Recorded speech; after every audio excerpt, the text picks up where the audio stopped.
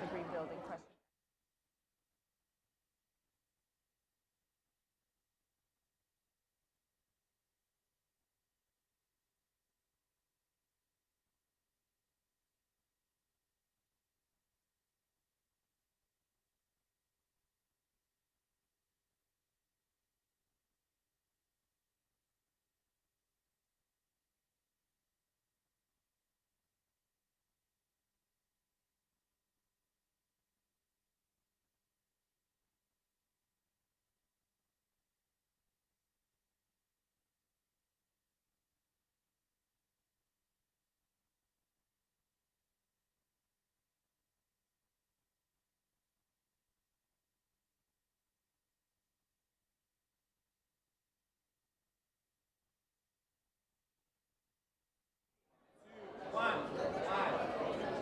Hi, and welcome to Innovate for Climate, Facebook Live from Singapore.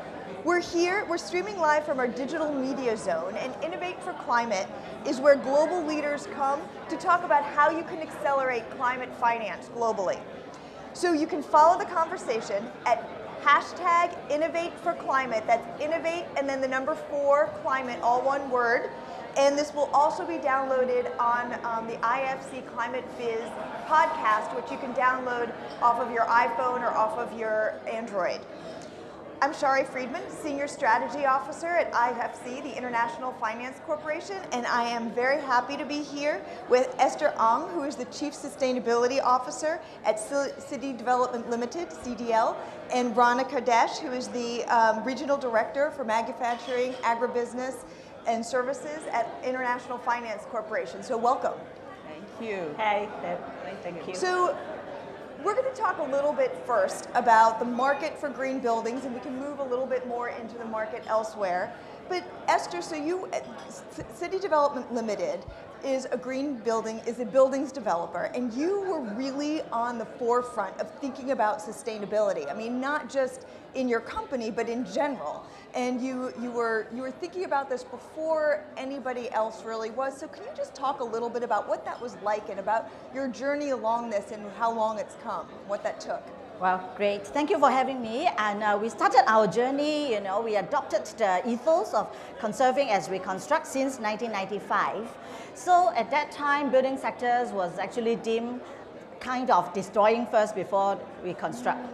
So 4 words have been keeping us really busy, and we are committed to conserving as we construct. And today we are not just talking about construct, we're also talking about how we maintain buildings and our properties. And while global data show that buildings actually are one of the highest greenhouse gas emitters, about 40%. So we are in the position to drive change, not just about the green infrastructure, but also because of our access to our tenants, building users, homeowners, and we have the ability to build a sustainable community, not just about the concrete and buildings and all that. So when we first started, and honestly, people don't really know anything about climate change or global warming, or at least in this part of the world, ESG integration was really not a mainstream. And at that time, a lot of people call us crazy, It was cute, right? It was adorable. It's like, why do you do this? Why do you build green? Why do you, give us recyclable bag and all that? But fast track to today, you are crazy not doing it, because the threat of climate change is real, not just to political leaders, not just to business leaders, but to the whole humanity. So everyone have the obligation to do it. But as a corporate, we also have to look at business case, and therefore we look at alignment, and whatever we do, it has to be aligned with our corporate ethos and DNA. And green financing is one big enabler for us to green and our portfolio, and also working towards low carbon economy. And that is the way to go for all corporates and even investors. to achieve the Paris Agreement, the NDC, and therefore we have also set targets, very ambitious target to reduce our carbon footprint by 59%, and that is validated by Science-Based Target Initiative, not just the numbers that we pluck from air, it's all based on science. Yeah, so I think today everybody should be really involved and step up. There's no time to waste. No, there is no time to waste, definitely. Rana, so you are looking at this from the investor perspective over in the Asia Pacific area. So can you talk about how you're seeing the building sector evolve in Asia, and also what else are you seeing come up on the radar screen? What other kinds of really good investment opportunities that are sustainable are you seeing popping up? Yeah, and I think Esther sort of framed it very nicely. So, and it's really, really nice to see sort of a corporate CDL sort of taking the lead and charge on this initiative, because it takes one company, one or two companies, a few financial institutions, and the wave is coming. Because as we were talking earlier today in our panel, the demand is growing by investors for green assets. Not just because people want to have this sort of nice little green tag, but there's an underlying rationale, sort of global rationale, and I think the impact in Asia is going to be significant about with climate change. So I think looking through a green lens will be very important. And so one of them, as you rightly mentioned, would be on the green building space. And as Esther said, it's one of the largest greenhouse gas emitters, buildings, because of energy consumpting materials used. And so I think there are a number. It's the opportunities, let me just put it this way, the opportunities globally and in Asia in particular are enormous. People traditionally look at renewable energy, solar power plants, sort of wind plants is sort of, that's where sort of green financing is going. But I can tell you the green building space is enormous. It's not just the building of new buildings, but retrofitting and fixing some of existing assets. And there are a number of different standards that people can apply through LEEDs, whatever. And IFC, as some may know, has actually a green building EDGE certificate, what we call EDGE. It's a certification tool that we can use for emerging markets, right? Which makes it a little bit more economical, where you don't have access to the materials and equipment that you might have through going through a LEED certification process. You can do it. You can do an EDGE certification process, which is maybe much more sort of friendly in certain markets where you don't have the wherewithal, the access to the materials and the financing that you would for some of the other standards. And that's just to say, and we've developed that because to say that we think the opportunity is immense, right? Several $billion, I think, just across Asia. But I wouldn't stop just at green buildings, Shari. I would say that they're climate-related and green assets across different sectors. It's in the agribusiness space. You can look at climate-smart agribusiness. It's in creating energy efficiency manufacturing facilities. It is eliminating waste and improving the logistics supply chain. There are a lot of different areas, I think, and opportunities for green financing. And I would also say that Asia should be the biggest issuer for green bonds. All right, well, we'll leave you guys to that. That would be great. And it is interesting. It used to be that renewable energy was really the big thing, and that in our own portfolio, that was the main thing that we did, and now we have such a diverse climate portfolio. Mm-hmm. So following up on something that Rana had said, which is that we've got this green buildings tool. So we saw one barrier, and we sought to fix it. And so I wanted to ask you, Esther, what do you think more is needed to accelerate the green buildings market?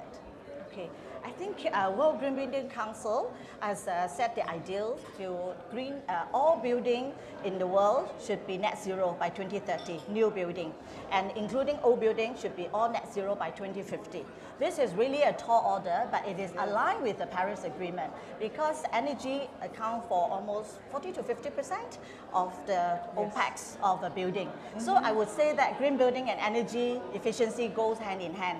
And how to achieve net zero, renewable energy is the way forward. And we have set very ambitious targets, but how are we going to achieve it? Technology, innovation, but technology innovation doesn't come free. So who is going to fund it? How are we going to fund it? So naturally, green financing, sustainable financing is the way forward. And I'm very positive and optimistic about the growth of green bond and green financing. And in fact, after we issued the first green bond in 2017, we have also secured 2 green loans just 2 months ago. And that is to finance our new development. Yeah, so there will be more coming. Awesome. What do you have anything to add on to that you think might be great? So I think a lot of people look at this saying, okay, what is the cost? What are the fees, the administrative costs of issuing a green bond? It's I have to create a monitoring mechanism. It's a little bit too costly and too cumbersome. And I think I would address that in a couple of different ways. So I think Esther, I think it's fabulous that CDL said, look, we're gonna take the charge. We see that there's a little bit of work up front, but we have the vision that sort of the long-term benefits of doing this, not just in terms of operationally, but I would say economically and sustainably as well going forward. So the case that I would like to make, and when I talk to a lot of our counterparts in the market, is that yes, sort of the first of is a little bit of extra work involved. And you're not going to sort of, I'm not going to say that it is going to be easy, but once you have that first of, I think subsequent issuances are much easier, right? And I think your long-term economic gain from that will significantly outweigh the initial upfront cost. And we've seen that over and over again. When you invest sustainably, there may be a little bit cost up front, but over the long term, I think you tend to, statistically, it shows that you do much better over in the long term. And the other thing that I would say, and one of the things that I found as I talked about climate-related investments across Asia, is that there are many more, as I sort of alluded to in my first comment, there are many more assets out there than what people believe in there. There's a lot of low-hanging fruits, Sherry, that you would see. And I think the biggest thing that we need to do is not just issue the bonds, but it's really capacity building. It's continuing to educate and continue to have the dialogue. Capacity building to who? For them to understand for the companies and the financial institutions to say, how do I look for my green assets? Because I think they're there. Really. When we work with some of the first-time issuers across in ASEAN, once in Thailand and in the Philippines, I think as we worked with them, they found that they had many more green assets than they originally thought they could. So you can be a leader pretty easily in this space, and that sends a signal, and I think that sort of has an add-on effect. So it's not just getting them to do the green issuances. I think the biggest hurdle is actually having them open their eyes and take a look at where their assets are.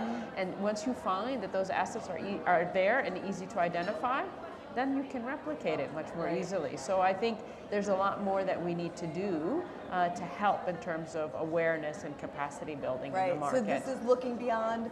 This is looking beyond us actually placing the capital only and saying, how can we actually grease the skids here and get more capital flowing without us even present. Correct. So I want to thank both of you guys for joining me. Thank you so much for being here, and I wish you guys a very good rest of your forum. Thank you, Sherry. Thank you. Wonderful to be here. Thank you.